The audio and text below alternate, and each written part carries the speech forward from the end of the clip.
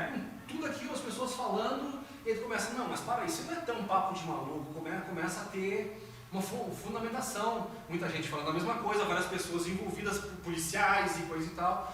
Então tu vai reforçando essa tese de que, porque ficar só naquela, olha quantas estrelas, quantos bilhões, seria matematicamente impossível ter vida só aqui na Terra e tal. Então tu fica nesses questionamentos e tal, mas quando tu começa a ver depoimentos de militares e coisa e tal, a coisa vai ficando um pouco mais buraco, né? A curiosidade vai aumentando cada vez mais. Em 2013, por ali, 2012, não, foi um pouco antes de 2012, mas quando deu aquela confusão, nós já estávamos estudando, então na verdade foi de antes de 2012. Aconteceu uma coisa bem estranha, gente. Eu não tinha esse negócio, essa familiaridade com o YouTube, de tu ir lá procurar uma coisa e botar no YouTube lá e coisa e tal, e pesquisar e achar, né? Então foi uma novidade para mim, eu usava a internet para outras coisas assim, mas não muito o YouTube. E assistindo o Jornal Nacional, ou o Jornal Hoje, alguma coisa assim, teve a história de um cavalo. Olha como é que são as coisas. Um cara deu um tiro num cavalo, e por ele ter atirado num cavalo e postado no YouTube, né, esse cara acabou sendo assassinado. E daí eu fiquei pensando, mas quem que matou esse cara? Foi alguém da proteção dos animais? E foi a primeira vez que eu disse, não, mas YouTube, o cara postou isso no YouTube, e eu fui lá pra ver. Eu disse, Mari, mas como que é o YouTube assim? A gente vai lá e digita alguma coisa e aparece o assunto que a gente quer? Eu disse, sim, vai lá e digita, tira no cavalo ou uma coisa assim, né? Aí eu fui lá e botei, aí eu vi o tal do vídeo, que me estimulou a curiosidade.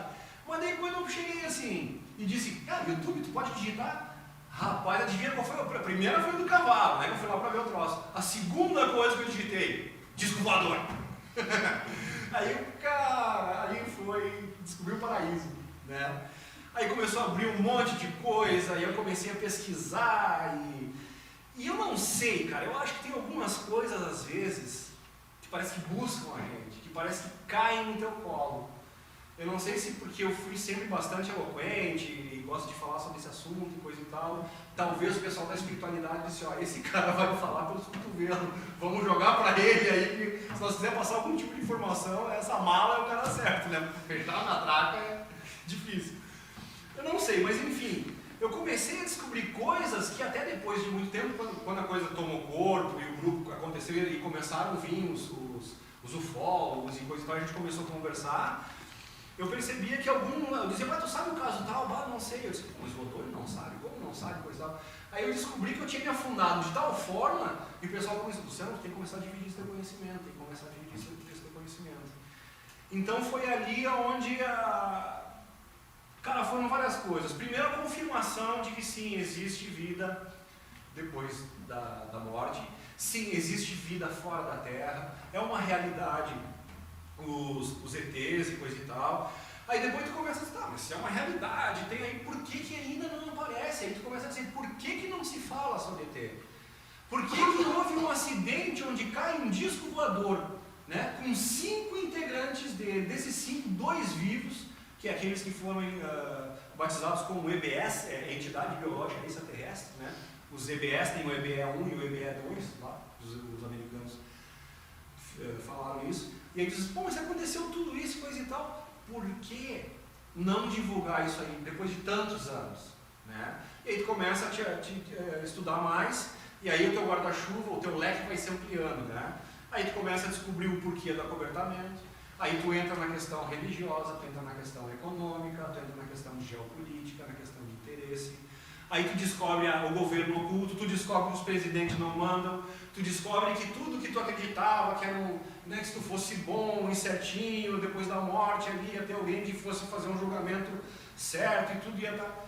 Cara, quando tu vê que a coisa não é bem assim, e nesses contratos aí tem umas linhas, né, umas entrelinhas que a gente acaba não lendo, e que na verdade elas não são passadas para nós, aí a coisa começa a ficar, principalmente quando tu é criado dentro de uma religião, dentro de um dogma, e tu vê que não é verdade o que te falaram, né? E que toda a tua família na verdade ainda está naquilo ali, vai na missa no fim de semana, paga dízimo e tudo mais, e tu descobre que lá na cúpula mesmo, lá em cima do negócio, e não só de agora, desde que foi criada a instituição religiosa, ela já foi criada, e todas, né?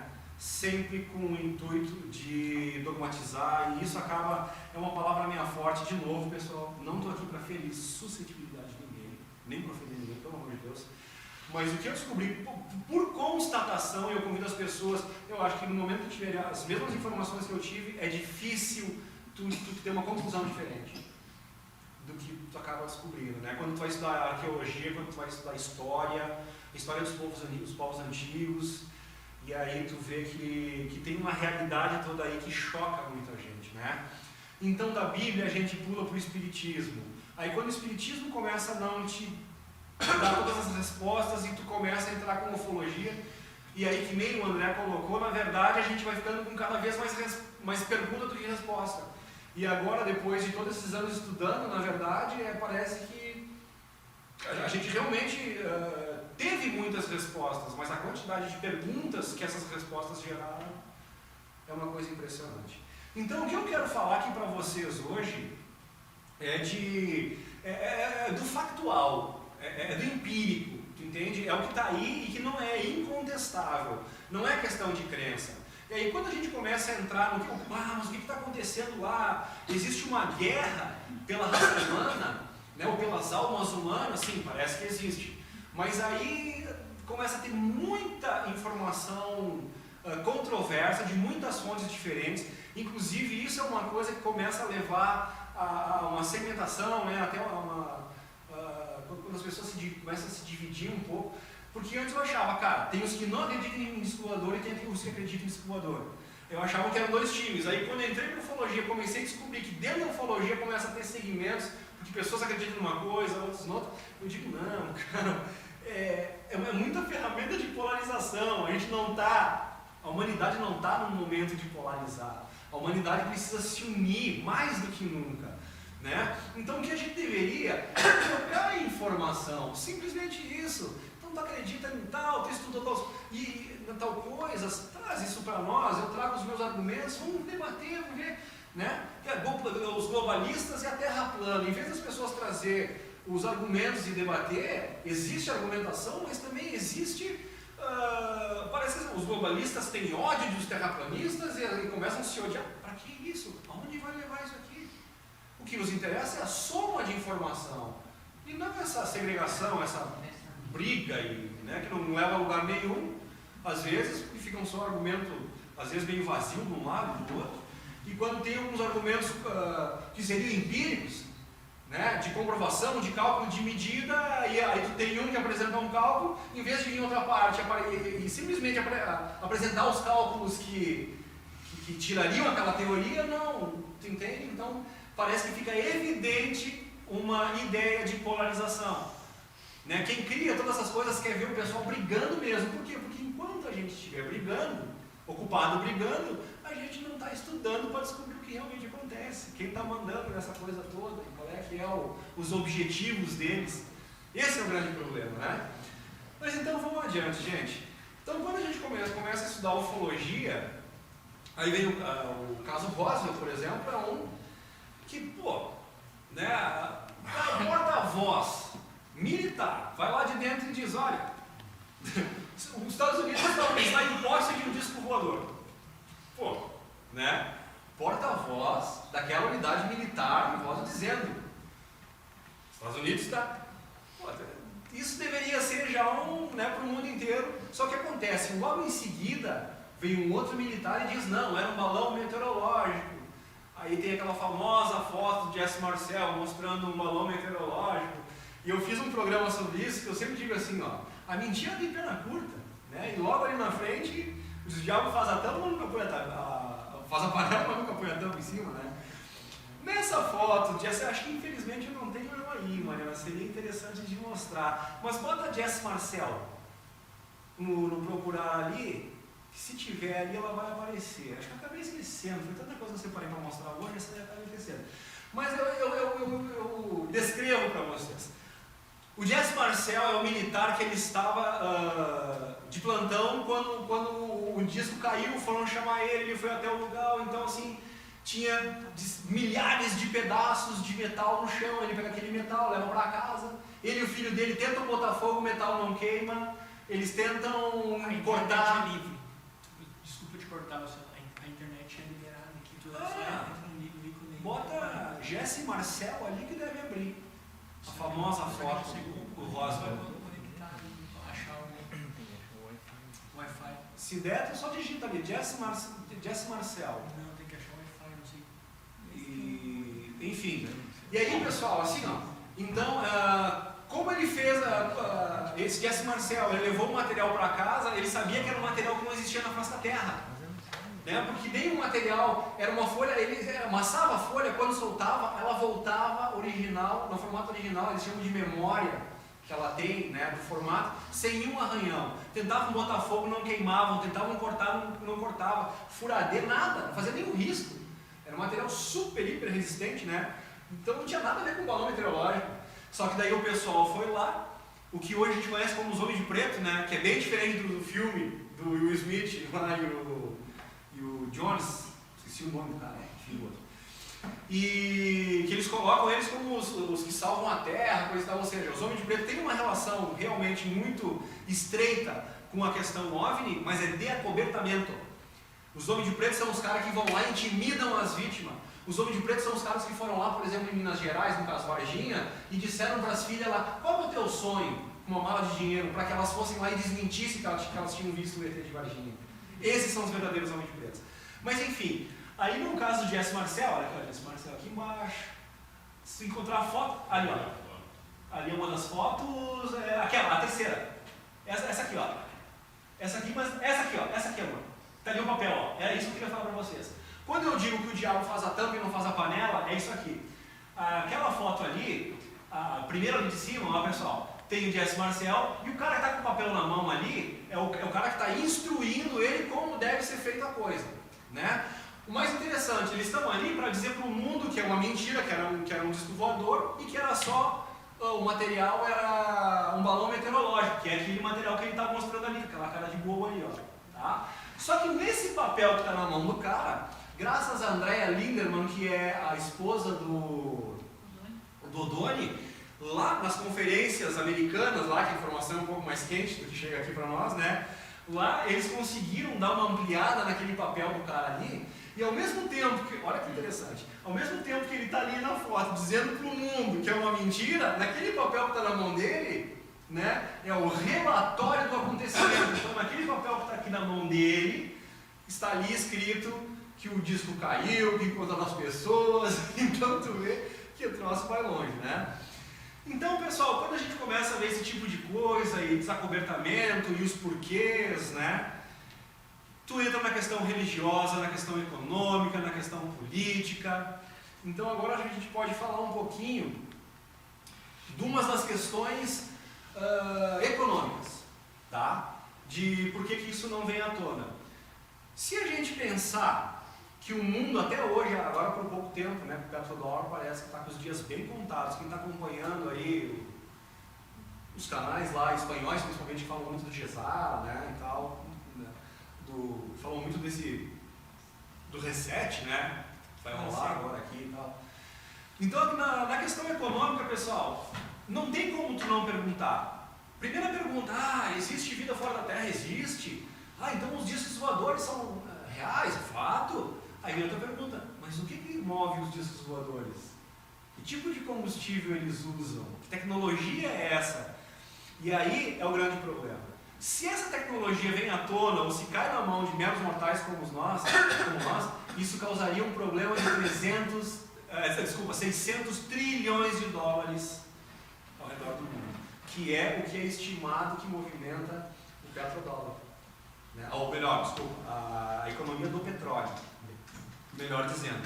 Então, se a gente for parar só um pouquinho para pensar sobre isso, a gente pode pensar lá no Tesla em 1920, nós estamos falando de 25 anos, 27 anos antes do caso Roosevelt, né? O Tesla, todo mundo conhece o Nikola Tesla agora, né? Agora ele foi famoso, em 5 anos atrás falava em Tesla e ninguém sabia quem era o cara, né, cara? O Tesla, ele pegou um Ford Mercury, né, da época lá, ele fez uma coisa que ele chamou de Wardenclyffe, que é uma torre enorme lá, e com essa torre ele mandava, gente, em 1920, ele mandava eletricidade por wireless. Ele colocou lâmpadas por 6 adiante dessa Wardenclyffe e só colocando essa lâmpada cravada no chão. Ela tinha só uma haste metálica que estava no chão. E ele acendeu 6 km de lâmpada lineares com aquela Wardenclyffe. Aí ele pegou esse Ford Mercury, tirou o motor a combustão, botou o motor elétrico, pegou o prefeito de Nova York e o patrocinador dele. Quem que era o patrocinador dele? JP Morgan. Né? O JP Morgan estava investindo no Tesla por quê? Por causa dos experimentos de eletricidade que o Tesla fazia. JP Morgan, na época, ele tinha o monopólio do cobre. E até então eles estavam usando o cobre para conduzir eletricidade. Ele ia vender cobre para o mundo inteiro. Ia ficar trilhardário como o que aconteceu com a família JP Morgan, que hoje, a família JP Morgan, né, eles estão dentro, os Morgan, eles estão dentro das 13 famílias que mandam no mundo. Então naquela época do Tesla lá, aliás, o Tesla falava que recebia todas as suas ideias, né? Ele dizia por comunicação onírica, o Yuri fala muito, né, em comunicação onírica, e ele dizia que eram os extraterrestres que davam que os projetos que viu na cabeça dele. Isso era uma das coisas que desacreditaram o Tesla na época, apesar de ser um gênio, muitos o tratavam como um louco, porque, pô, falou em voador, falou em extraterrestre, e o cara é pirado, né, e aí não conseguia comprovar algumas das... Não é que não conseguia comprovar, era muito cedo, as pessoas não tinham um conhecimento técnico para entender o que o cara estava fazendo. É difícil entender os experimentos do Tesla hoje, imagina naquela época lá. Então pensem bem, se funcionasse essa tecnologia do Tesla, vamos ver quem estaria principalmente envolvido nisso. Standard Oil, dos Rockefellers, né? Mais uma família das que mandam no mundo. Então, se dá certo o carro, a eletricidade do Tesla, não ia precisar mais de combustível. O que seria da Standard Oil? Dos Rockefeller. Se desse certo o motor elétrico, o que seria o motor a combustão do Ford? E se o Tesla conseguisse transmitir energia pelo ar, o que seria do império do cobre do JP Morgan? Então esses três tinham muito a perder. Cada um deles achou sua galinha dos ovos de ouro. E o Tesla apareceu ali para botar sal no chão dos caras, né, velho? Aí os três se juntam e boicotaram o Tesla. Entendeu? Foi por causa do interesse que eles tinham. Então a tecnologia começou a ser boicotada por interesse a partir dali. Então quando vem as naves ali, tá aí o Tesla, ó. Quando não tem Wardenclyffe por aí, né? Não. Quando vem um acidente de Roosevelt, então já tinha toda essa... E aí esse pessoal, eles eram todos sujos, não pensem que era uma coisa bacana, assim, os caras jogavam sujo mesmo. Entre os Rockefeller lá, entre os Ford, tinha tentativa de assassinato, tinha espionagem, tinha... Era punk o negócio, o mundo dos negócios lá, era uma selva de pedra, como ainda é hoje, né, nas grandes corporações. A Wardenclyffe aí, ó. Esse foi o experimento que ele fez, olha ali, ó. Que ele conseguiu em cima de um prédio, imagina, era altíssimo, né? E através dali ele jogava a eletricidade por wireless, né? Agora, gente, nós estamos em 2019. Imaginem a humanidade tendo acesso à energia grátis e limpa daquela época. Aí vem os caras aí agora da França, aí lá da Europa, né? Que eles querem criar um fundo ambiental. Gente, tudo mentira, pessoal. Nós temos que cuidar do nosso planeta. Estou tangenciando um pouquinho aqui agora, mas é uma mensagem importante. A gente tem que cuidar do nosso planeta para o nosso conforto, para nós respirar um ar melhor, para nós ter um clima um pouco melhor. Mas essa história de que o mundo, né, de aquecimento global é mentira, gente. Isso já foi comprovado.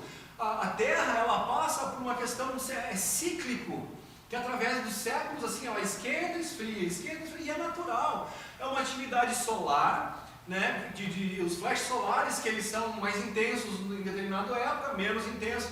Quando ele é mais intenso, evapora mais os mares, tem mais formação de nuvem. É uma cadeia de eventos, absolutamente natural. Aí os caras que acham que nós somos tudo um bando de trouxa, de caipira, não tem condição de ler um livro ou aprender alguma coisa, eles ficam empurrando pela abaixo isso da gente. Para quê? Para criar esse fundo. Então tudo é econômico, eles querem dinheiro, eles não querem salvar o planeta, cara. Porque se eles quisessem realmente salvar o planeta, eles nem dariam esse tipo de energia. Mas quem está por trás dessa campanha aí são os Rockefeller. Com certeza. Rockefeller estão combatendo eles mesmos, entendeu? Só que... Não é que eles estão combatendo eles mesmos. Tá, não, tudo bem. É um teatrinho. não tem atrito. Tudo bem, mas eles estão movimentando uma campanha para ir contra eles mesmos, tu entende? Eles que estão por trás disso aí, Sim, essa só que greve, ninguém sabe. Mas Né? o que está por trás desse governo único? O que está por trás desse papo? O que está por trás de Macron? O que está por trás de tudo que a Bíblia e que tudo... Pois é. Dessas famílias, não só 17, enfim. Não, são 300 famílias, né? Tudo bem, mas as que...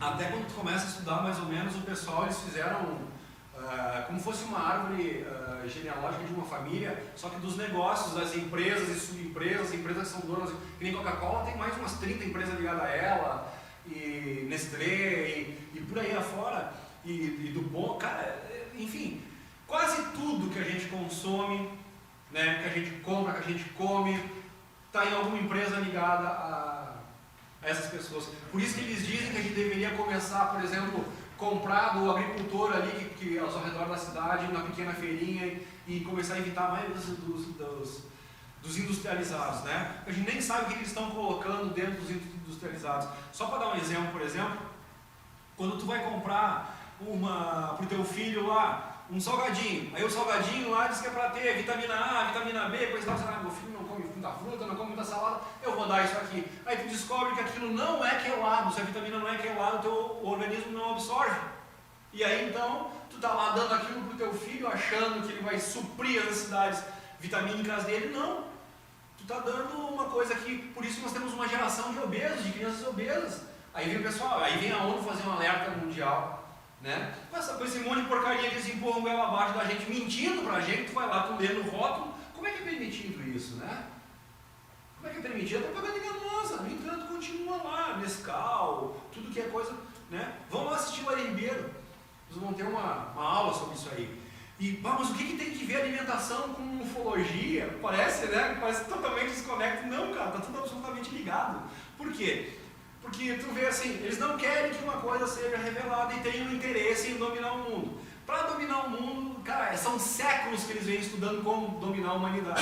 Então eles descobrem assim, ó, bem simples, numa guerra, se tu tá aqui, tu conseguir tirar a água e a comida dos caras, tu quebrou a logística deles, ou se não chega, se essas águas não chegam nos caras, coisa e tal, tu vai ter vantagens bélicas sobre ele. Então é estratégia. Então eles vêm fazendo esse tipo de estratégia com a gente. Eles vêm jogando cloro e flúor na nossa água, né, danificando a nossa pineal. Com isso a gente vai tendo dificuldade de perceber coisas da 4D, vai ficando cada vez mais enterrado na 3D e fica dependente de quê? O sistema prussiano de educação que eles empurram lá abaixo da gente. Sistema prussiano, o professor chega na sala, com aquela coisa engavetada, eu ensino e tu copia. Não tem questionamento.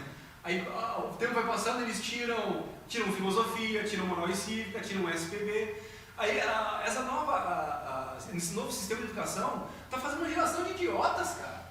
E aí nós temos o CRISPR, né? Eu fiz um vídeo sobre isso no canal, não sei se os caras que mais assistem o canal lá atrás, ou dessa, chegaram, né? Na China, eles estão começando a mexer no DNA. Então o que eles dizem? Ó, nós vamos mexer no DNA para tu poder escolher como é que tu vai querer a criança que nasce. Tu vai querer ela de olho azul, um pouco mais apta para a música, mais apta para os esportes. Então, e o governo incentiva esse tipo de mutação genética? Sim, mas já tem todo um porquê na China, todo esse país do Ocidente ser autorizado a fazer isso. Sim. Na espiritualidade, né? É uma coisa muito... Bom, na espiritualidade eu não tive a oportunidade de discutir com alguém sobre essa coisa, mas a ótica que eu tive, né, vendo de tudo que foi apresentado e como eu estudo, é o seguinte, cara, quer ver, ó? Se tu vai numa concessionária, se eu quero comprar um Fiat 147 amarelo, e o cara te traz um Fuca laranja, tu vai dizer, cara, não foi isso que eu pedi, tá na cara. Tu pede uma pizza de chocolate, o cara te traz uma pizza de qualquer outra coisa, tu vai dizer, não foi isso que eu pedi. Entende? Agora, tu vai lá e tu diz assim, eu quero meu filho assim, assim, assim. Quem é que vai saber ir lá e mexer geneticamente para saber o que foi alterado, foi... Não tem como saber, tu vai ficar na mão dos geneticistas. Aí o governo chinês diz que esses bebês, eles serão mais resistentes imunologicamente, né, às doenças, terão um sistema imune mais reforçado, então não darão prejuízo com a saúde pública. Olha que argumento, né? A gente engorda, pô, maravilha. Eles só não falam que quando tu mexe no DNA, tu também tu pode apagar aquela parte questionadora das pessoas. Então eles vão botar um monte de idiotinha lá que vai dizer sim, sim, não vão questionar nada. Então é isso que eles querem. Eles querem uma massa de manobra para poder controlar, né? Então é isso aí. Então assim, ó, comida, sistema econômico, sistema religioso, são formas de nos escravizar. Então aqui, ó, como nós falamos antes, Tesla aqui, ó, nós poderíamos ter energia grátis lá desde 1920, energia limpa e grátis. Todos os governantes sabem disso aí, ó. Na verdade, todos eles sabem.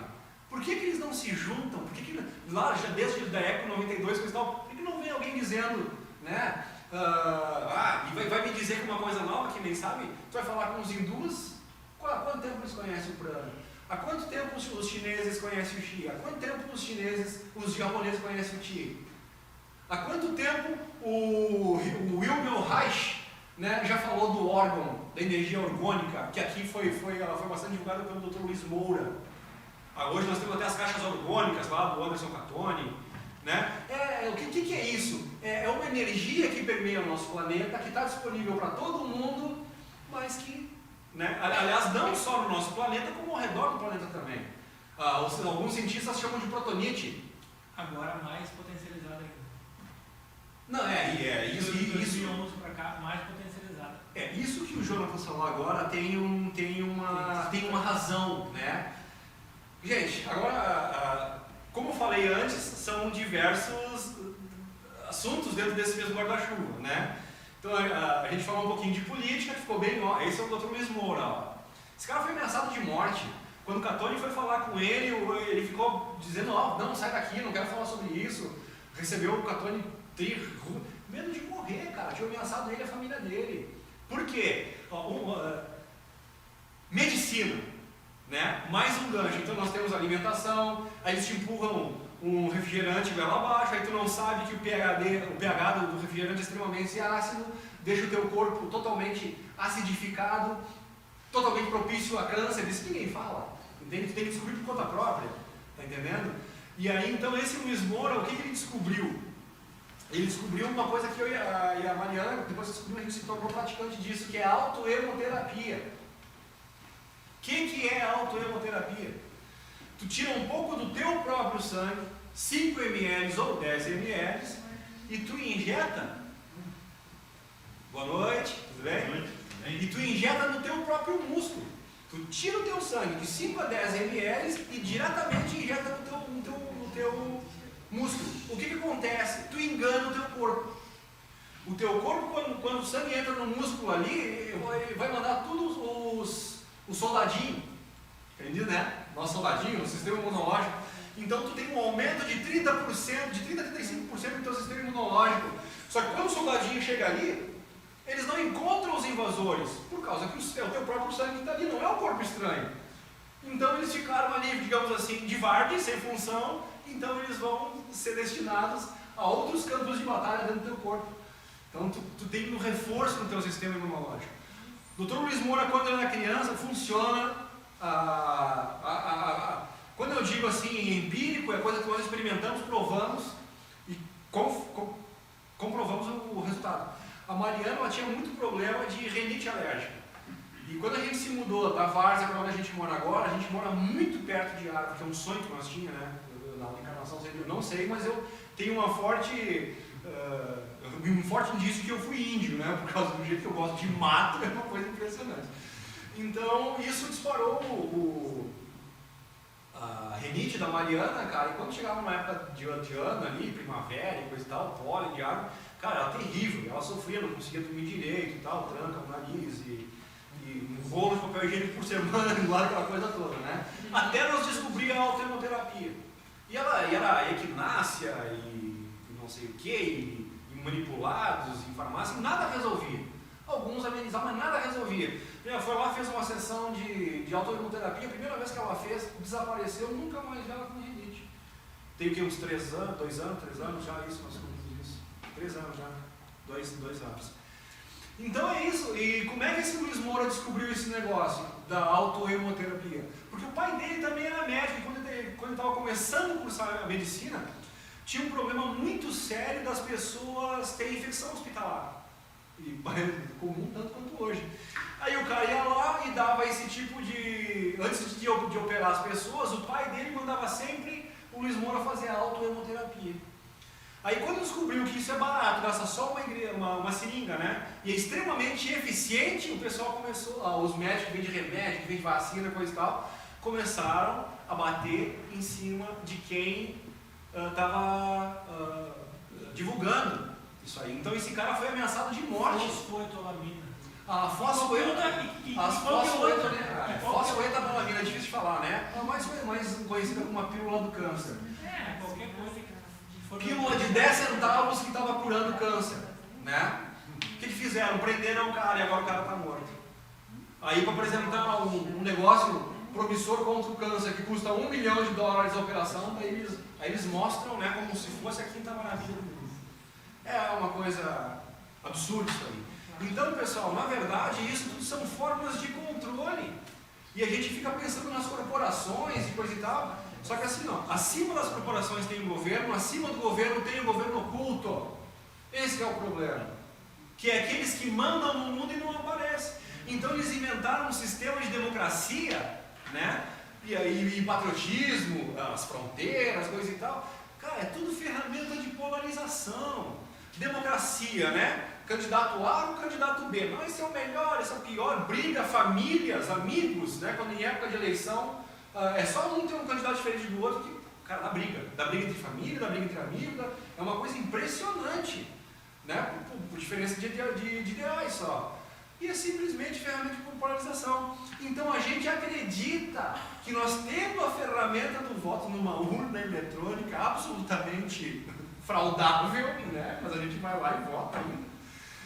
E a gente acha que se nós escolhermos o nosso candidato, coisa e tal, a gente está lá representado. Primeiro, quem é colocado nos postos de comando, assim, principalmente os mais altos, são escolhidos a dedo pelo pessoal da cabala. E é gente que vai fazer o jogo deles. Por isso que tu vê essa corrupção desenfreada em tantos países do mundo. A gente achava que corrupção é só coisa de Brasil? Não, gente. Agora que assim, a informação vem um pouco melhor, assim, a gente não fica dependendo só de Jornal Nacional e de Band, de SBT, coisa e tal. Tu começa a descobrir um monte de coisa que antes tu não sabia. Aliás, eles estão sempre falando de um monte de coisas que quando tu pesquisa na internet, mais a fundo sobre os detalhes, e quando tu vê a imprensa aberta dando as mesmas notícias, tu vê que a imprensa é totalmente manipulada, né? E quando eles não omitem, eles são extremamente superficiais, eles não contam a história toda como ela é, né? Então, gente, vamos voltar agora um pouco nessas questões que a gente falou. Então a gente falou um pouquinho sobre, que deu para entender, né, por que o pessoal da economia não quis que a energia livre viesse, é claro, é uma maneira de comandar. O remédio, nós demos 2 exemplos aqui de como eles, através do sistema de medicina, também comandam, né, é meio chato, às vezes parece ofensivo, mas, cara, na verdade, para eles, nós somos gado. Melhor definição. É terrível essa constatação aí, mas enfim. E daí, então, quando tu vê sistema econômico, esse negócio de quebra de bolsa, mas por que quebra uma bolsa? O que levou essa bolsa a quebrar aqui? Cara, é alguém que decide, hoje nós vamos aumentar o dólar, hoje nós vamos baixar aquela cotação, hoje nós vamos não sei o quê. E o pessoal lá tomando, né? Aí gente perde tudo, países vão à bancarrota, ficam devendo milhões. É tudo planejado, gente. E a gente aqui achando que é uma situação, até na questão lavoura, né?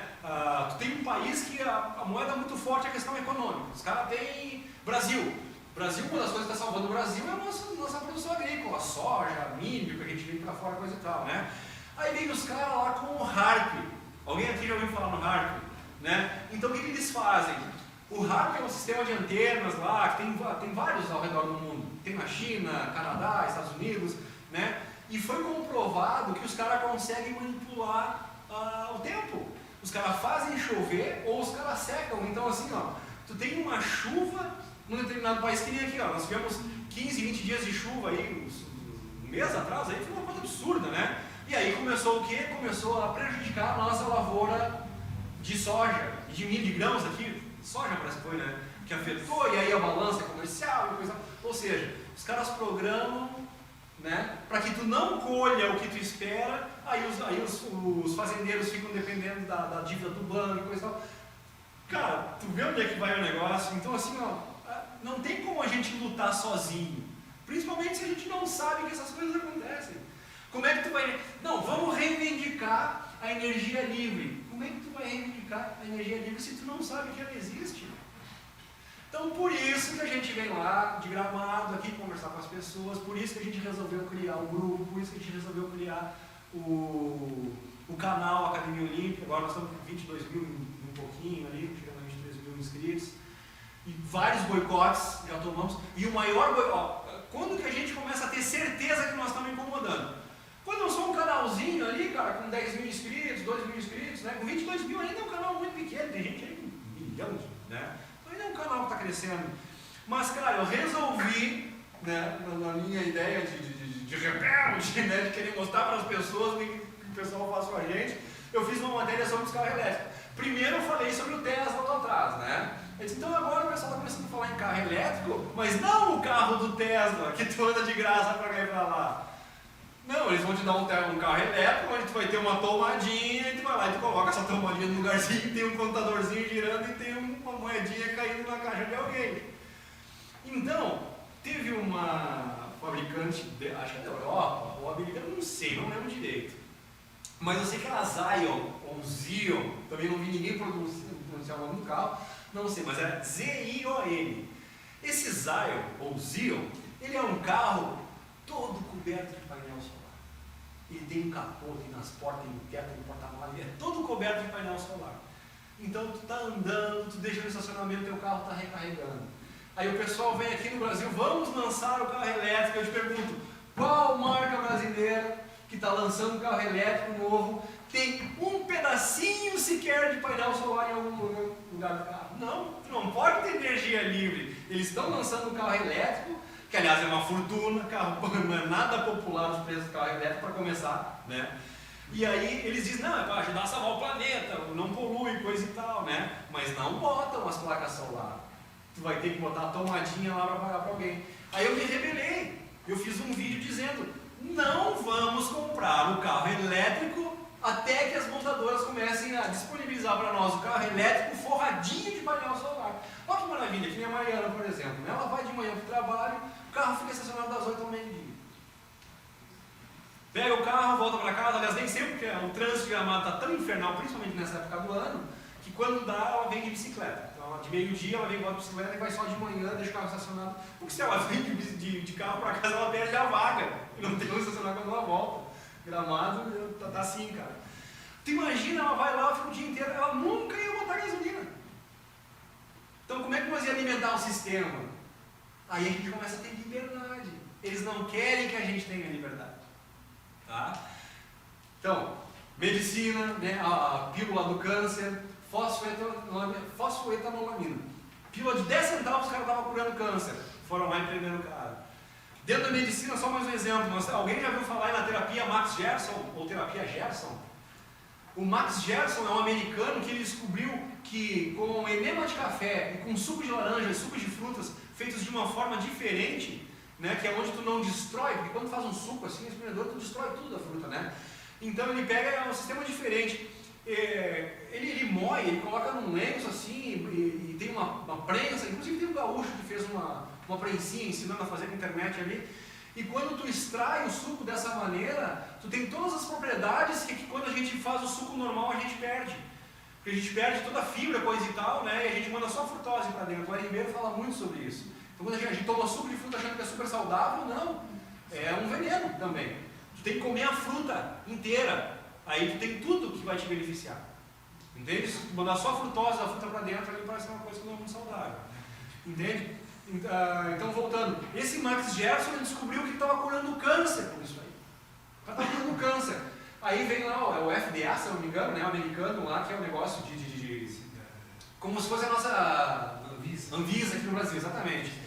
Aí os caras foram lá, não, mas se tu tá curando câncer com suco de laranja, tu não tá vendendo suco de laranja, tu tá vendendo um medicamento. E para vender um medicamento, tu tem que estar cadastrado. Como tu não estava cadastrado, ele foi preso. Prenderam o Marcus Jefferson. Mas aí ele ensinou a filha dele, tentaram envenenar ele, compraram a empregada dele, de anos estava na casa dele, para a empregada dele botar veneno. Aí a primeira vez envenenaram ele foi para o hospital, aí quando percebeu que estavam tentando matar ele chamou o filho e a esposa e disse, olha, vamos dar um jeito de registrar tudo que a gente tem aqui, porque a gente sabe que estão tentando matar a gente, né? E para quê? Para vender medicamento, para vender quimioterapia que não funciona. Né? Que na maioria dos casos detona o cara do câncer e tal e não resolve.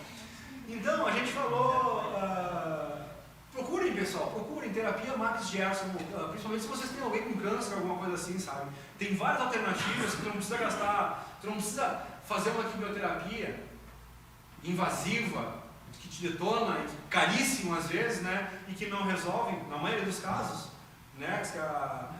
Aí tu teria que fazer um estudo sobre o relativo e o absoluto, da forma de como eles apresentam o resultado, mas vai muito longe. Vamos voltar para a ufologia. Então, pessoal, nós falamos do sistema econômico, né, como eles usam, nós falamos um pouquinho do sistema de medicinal, e no sistema religioso, como é que foi feito isso? A gente vai começar, né, Bíblia. Muita gente, a Bíblia é o livro sagrado, meu Deus do céu, tanto que nos Estados Unidos, tu vai lá e tu jura sobre a Bíblia, como se fosse uma coisa que tu mentiu para a Bíblia, tu vai te entender com Deus depois, Deus vai te pegar ali na esquina, ou logo depois da esquina, né? E a gente sempre passa acreditando, não, pô, Deus existe, aquele Senhor bom e velhinho que vai nos julgar quando a gente morrer, e se a gente for bom e fizer a coisa certa, quando a gente chegar lá nós vamos ter um meritório, local de descanso e coisa e tal. E aí Bíblia, legal, né? Tá, mas pera, da onde que vem a Bíblia? Né? Como assim? E por que tem tanta coisa que está lá que a gente não entende? Mas, pô, então vamos estudar a origem da Bíblia. Aí me meti a estudar a origem da Bíblia, né? Quem escreveu? Como é que foi? A Bíblia apostólica romana, né? Apostólica por causa que em tese foi feita sobre os depoimentos dos apóstolos que teriam vivido com Jesus, coisa e tal. Então vamos contar uma história bem interessante, né? E aí a gente tem que estudar um pouco. Por que eu acho legal a questão de ufologia? Tu vai querer estudar só os discos voadores. Tu quer só saber se tem ET lá, o que eles querem, coisa e tal. E aí quando tu vê a questão política, econômica, religiosa, cara, é complexo demais. E para falar em 1 hora ou 2 horas é complexo. Mas vamos tentar resumir algumas coisas que eu descobri que eu achei bem interessante e que talvez, quando a gente entra em algumas discussões, principalmente com aquelas pessoas que qualquer coisa é uma citação bíblica que ele vai te dar. Eles nem têm, às vezes, condição de raciocinar por conta própria ou de formular uma frase. O pessoal vai, nem todo aquele que diz Senhor, Senhor entrará no reino dos céus. E só citações bíblicas que eles estavam, entende? Então, assim, na verdade, o cara só reproduz uma coisa ali, ele não para nem às vezes para pensar no que ele está falando. Ou às vezes não vai atrás de ver, mas quem escreveu, por que escreveu, qual é o verdadeiro significado daquilo ali, né? Então, a Bíblia, na verdade, a que nós conhecemos hoje, elas são oriundas da Vulgata. A Vulgata foi o primeiro livro escrito por um cara chamado Jerônimo de Estridão, amando de Damaso, que foi o 37º Papa da Igreja Católica. Tá? Então, assim, lá no tempo de Roma, tinha, antes de surgir uma espécie de Estado laico, que a gente pode chamar, que na verdade é o Édito de Milão, tá? Que foi um decreto lá do Constantino. Diocleciano era o imperador, Constantino era um soldado que lutava com Diocleciano e começou a crescer os olhos de Diocleciano. Tanto que quando Diocleciano morreu, Constantino se torna imperador. Helena, mãe de Constantino, ela já brigava com seu filho por causa que ele perseguia cristãos, dizendo, não, ela era cristã. Olha que interessante isso, né?